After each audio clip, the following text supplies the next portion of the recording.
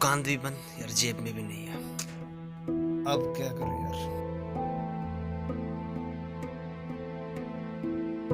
अरे बाप रे, खैनी इसके पास।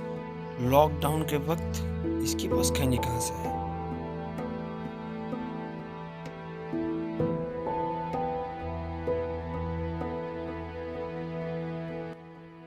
खाने को तो दिल कर रहा है और इसने हाथ धोआ के नहीं। नहीं नहीं, अगर फिर कोरोना हुआ तो नहीं कहूँगा, नहीं कहूँगा।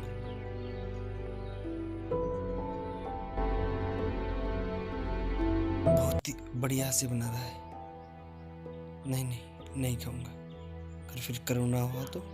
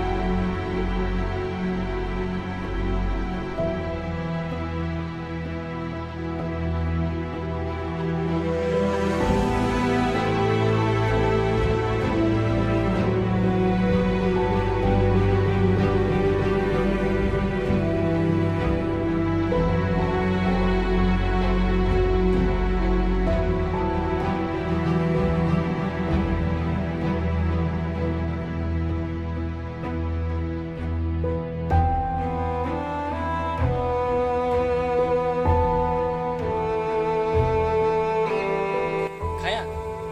क्यों? खैनी नहीं, ये पेड़ का पत्ता था।